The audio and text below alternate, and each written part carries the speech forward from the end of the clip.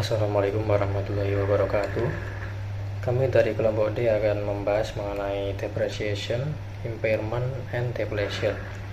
Sebelum kami memulai pembahasan pada kali ini, izinkan kami memperkenalkan diri terlebih dahulu. Dengan saya sendiri, Dimas Dianugroho dengan NPM akhir 232, beserta anggota saya yaitu Liret Kartikawati dengan NPM akhir 053, Stefani Rachel dengan NPM akhir 295, Maureen Olivia dengan NPM akhir 314, dan Najwa Aryati dengan NPM akhir 392. Yang pertama saya akan membahas mengenai depreciation, a method of cost allocation. Bagi akuntan, penyusunan adalah alokasi sistematis dari jumlah aset yang dapat disusutkan menjadi beban selama masa manfaatnya. Perusahaan tidak menyusutkan aset berdasarkan penurunan nilai wajar, melainkan melalui pembebanan biaya secara sistematis ke akun biaya selama perkiraan umur aset tersebut.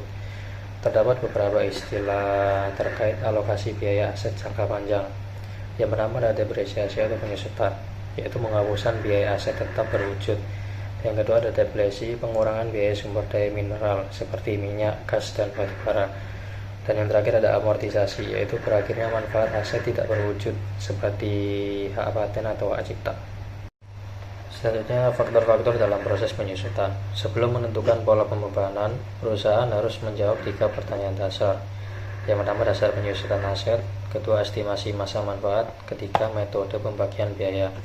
Untuk metode-metode penyusutannya, yang pertama ada metode aktivitas atau activity method, mengasumsikan penyusutan sebagai fungsi dari penggunaan atau produktivitas, bukan berlalunya waktu. Contohnya seperti berdasarkan jam kerja atau unit produksi.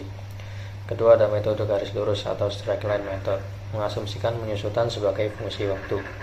Beban penyusutan dikenakan setiap tahunnya berjumlah sama. Yang ketiga ada metode beban menurun atau diminishing charge method. Sering disebut metode penyusutan dipercepat karena memberikan beban penyusutan yang lebih tinggi di tahun-tahun awal dan lebih rendah di tahun-tahun berikutnya. Nah, untuk diminishing charge method ini terdiri dari 2 bagian lagi, yaitu metode jumlah angka tahun atau sum of the year digit, yaitu menggunakan pecahan yang terus menurun setiap tahunnya. Dan yang kedua metode saldo menurun atau declining balance method, menggunakan tarif tetap terhadap nilai buku yang terus menurun tiap tahunnya. Nilai residu tidak dikurangi dalam penghitungan dasar penyusutan awal pada metode ini. Baik, di sini saya akan menjelaskan tentang order depreciation issue.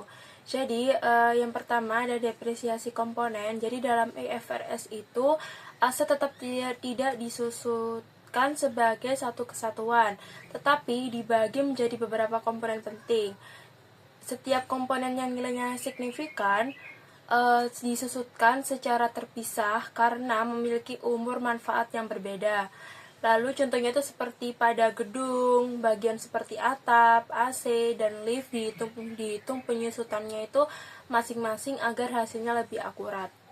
Lalu yang berikutnya ada depresiasi periode parsial.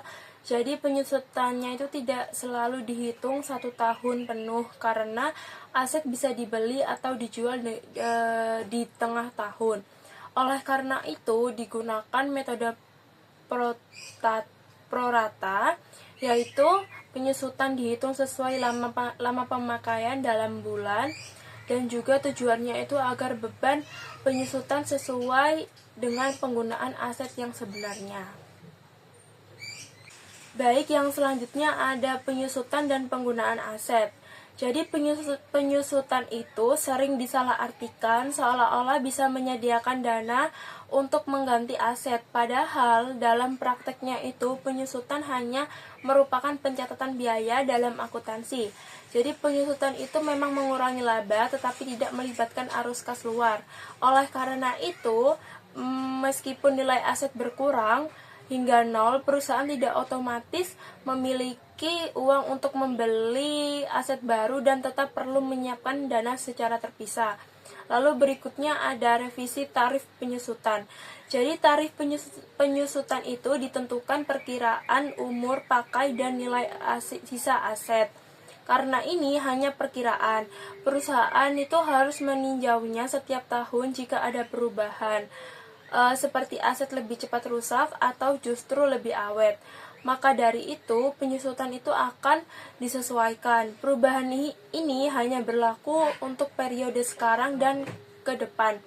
Tidak mengubah laporan yang sudah dibuat sebelumnya, dan perhitungan baru dilakukan dengan membagi sisa nilai buku dengan sisa umur pakai. Selanjutnya ada impairment atau penurunan nilai. Nah, penurunan nilai ini terjadi ketika nilai tercatat sebuah aset seperti properti, pabrik, dan peralatan lebih besar daripada jumlah terpulihkan. Hal ini mencerminkan bahwa aset tersebut mengalami penurunan kegunaan karena kondisi ekonomi yang memburuk atau perubahan teknologi yang cepat. Nah, proses pengakuan penilaian itu ada 3. Yang pertama itu menentukan jumlah terpulihkan, yaitu nilai yang lebih tinggi antara nilai pakai atau value in use dan nilai wajar dikurangi biaya pelepasan. Yang kedua ada jika jumlah terpulihkan lebih rendah dari nilai tercatat, maka selisihnya diakui sebagai rugi penurunan nilai atau loss on impairment. Yang ketiga ada journal standar, yaitu mendebit loss on impairment dan mengkredit accumulated depreciation atau akun aset terkait. Selanjutnya pembalikan rugi penurunan nilai atau reversal of impairment loss. Jika di masa mendatang jumlah terpulihkan suatu aset menjadi lebih tinggi dari nilai tercatatnya, perusahaan diperbolehkan untuk membalikan rugi penurunan nilai yang telah diakui sebelumnya. Namun, pembalikan ini tidak boleh membuat nilai tercatat aset melebihi nilai yang seharusnya atau setelah dikurangi nilai depresiasi jika tidak pernah ada penurunan nilai sebelumnya.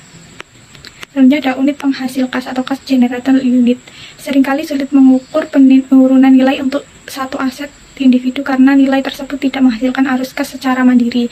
Dalam kasus ini, penurunan nilai dihitung berdasarkan unit penghasil kas atau CGU, yaitu kelompok aset terkecil yang menghasilkan kas masuk yang sebagian besar independen. Selanjutnya ada pengungkapan atau disclosure.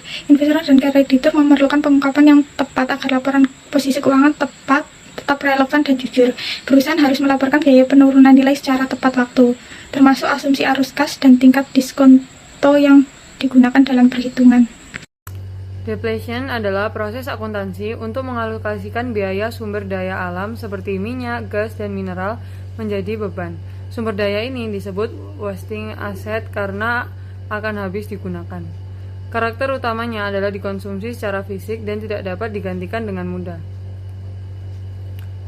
Terdapat 3 komponen utama, yaitu biaya praeksplorasi yang langsung dibebankan, biaya eksplorasi dan evaluasi yang bisa dibebankan atau dikapitalisasi, serta biaya pengembangan.